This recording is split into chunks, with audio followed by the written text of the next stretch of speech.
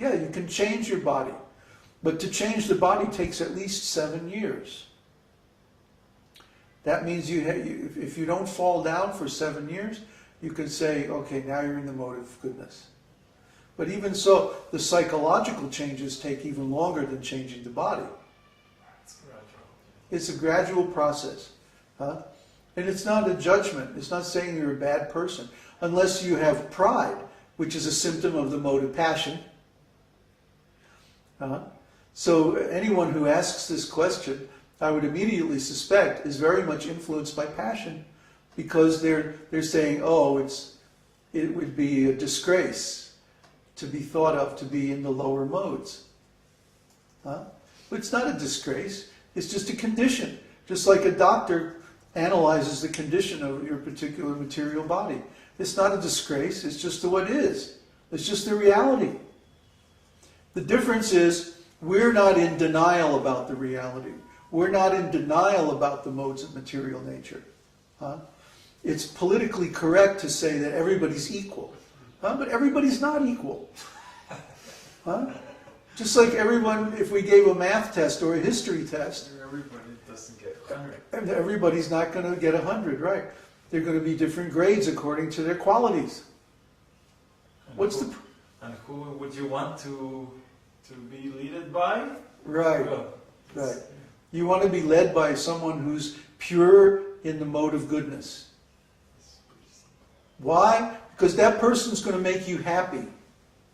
Somebody in the mode of passion is going to make you miserable. If they're leading your society, yeah, there's always going to be fighting and bickering and politics and all the symptoms of the mode of passion. And what to speak of if somebody in the mode of ignorance gets in charge. we already have that. We already have that, right?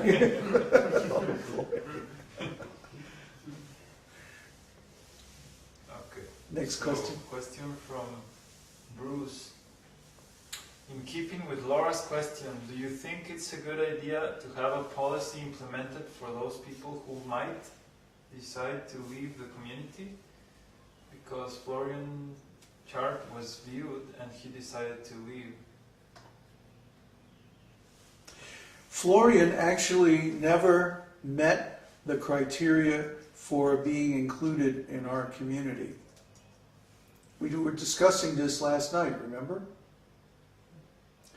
We invested a great deal of trust in him, but he never reciprocated that trust and invested a comparable amount in us. You see, we believed him that he promised that he was going to invest a certain amount of money in our group when he got his inheritance in the future.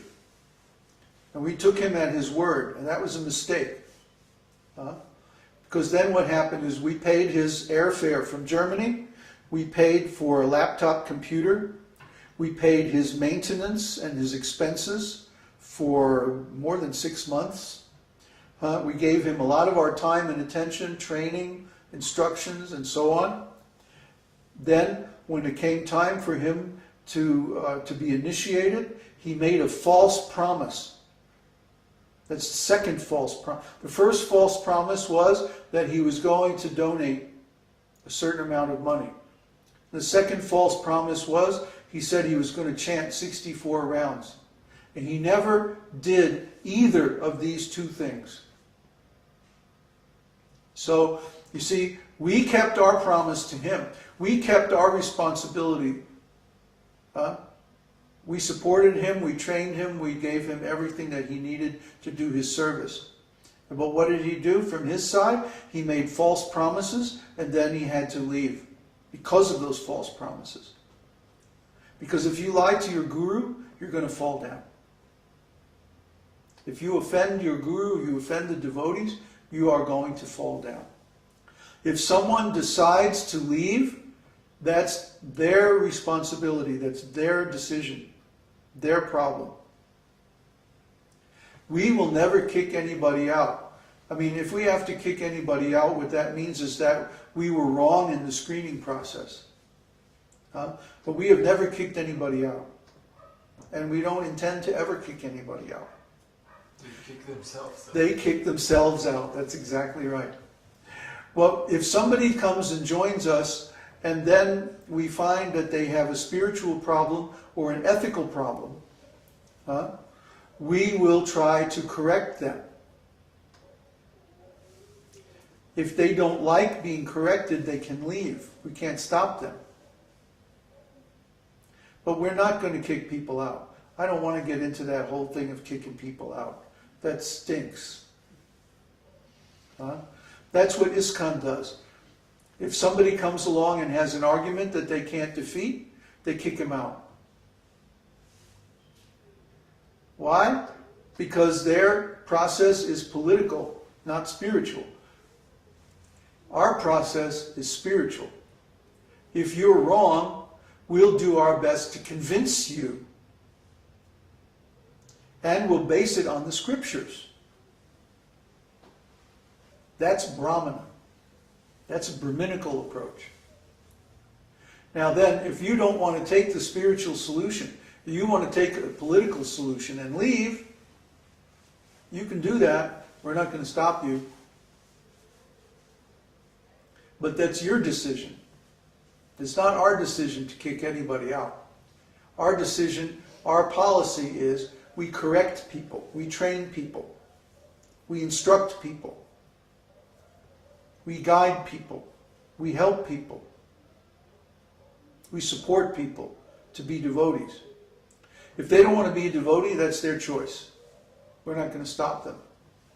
But when you join this community and you contribute a share, one futures contract, then you're a lifetime member of this community. We have a lifetime responsibility to maintain you according to our policy. And our policy is, if you mess up, then we instruct you and we try to correct you. If you don't want to accept correction, you can leave. But don't try to come back. Because that means you have broken the covenant of trust. We will never break our trust. We will never break our commitment to you. Once you become a member, we will never kick you out. But we will correct you if you screw up. If you don't want to accept the correction, that's fine. You can take the choice to leave.